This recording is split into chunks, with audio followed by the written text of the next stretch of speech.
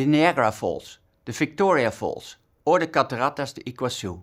Waterfalls are always a source of amazement and joy, but they are also a source of energy.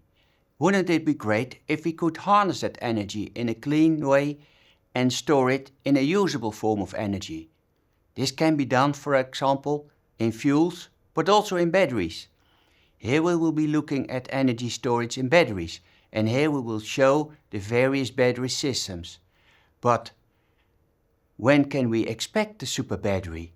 How do these look like? And can we use that battery for every purpose? So let's dig into that. Batteries come in various sizes, shapes and chemistries. Every battery thus has been developed for a certain purpose and application.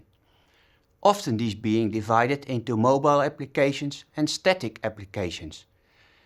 For the mobile application we can think of medical implants, consumer electronics like laptops, cellulars, and of course electric vehicles. Among these static applications, utility service stations, grid storage facilities and local electricity storage cabinets are known. But it's also and always the question whether batteries are the most suitable option for these kind of applications. This may strongly depend on cost, capacity needed, energy density, power density, safety, lifetime, cycle life, reliability and recyclability. Before we step into that, we first look at which energy storage systems are available. Storage of energy today is of paramount importance, irrespective whether it is mechanical energy such as pumped hydropower and compressed air, kinetic energy as in flywheels, heat, chemical energy as in fuels, or electricity in batteries. To figure out which of these systems are best suited for which application, we can read this table. Seasonal storage require huge systems for high energy density systems. This can be achieved by pumped hydropower and fuel cell electrolyzers. When it comes to shorter time storage, daily peak shifting, all systems can be an option, except for flywheels, which might be an option for grid support, but also in cars for storing braking energy. This, however, is not really mentioned here, because it's only a small amount of energy that can be stored in a car due to its size. The grid support allows pumped hydropower, flywheels, thermal storage and batteries. To summarize this and to take large-scale storage systems together, being the seasonal storage, daily peak shifting and domestic off-grid microgrid as well as combining transport, the situation is as follows. The utility grid connection can be basically any system. What is most striking, batteries are an option for most of the applications and therefore are very interesting to further analyze, and we do that with three well-known battery systems: a lead-acid battery, a lithium-ion battery and a vanadium redox flow battery.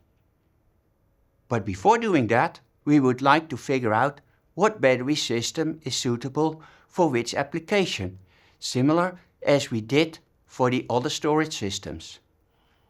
As mentioned earlier, batteries comes in various shapes, sizes and chemistries, and as such developed for a certain purpose and applications. We divided the applications here in medical implants, consumer electronics, electric vehicles, home batteries and grid connections, with the last being two static applications. Grid connections require huge battery systems, but when it comes to shorter time storage, daily peak shifting, smaller sizes can be used, for instance the well-known Powerwall battery.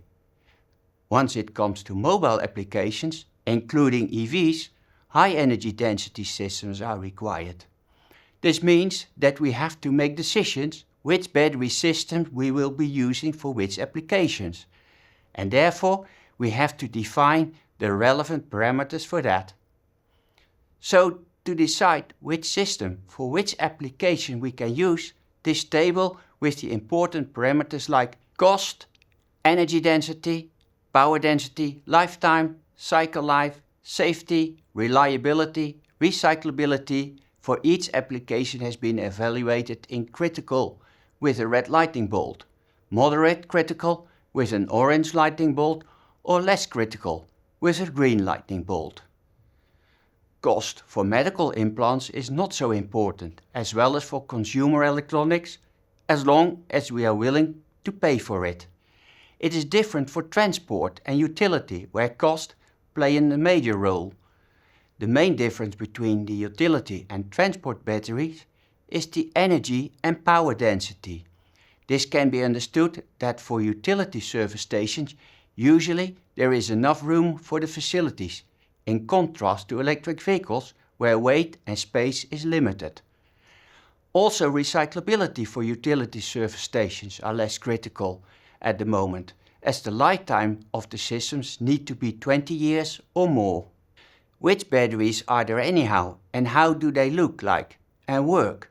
The most used rechargeable batteries in history is the lead-acid battery, and it is still going strong. In this case, we will not go into detail on the nickel-cadmium rechargeables anymore, as these have been expelled or abandoned for quite some time.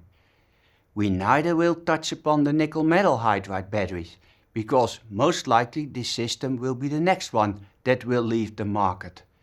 Hence, we will concentrate on lead-acid, lithium-ion and redox flow batteries.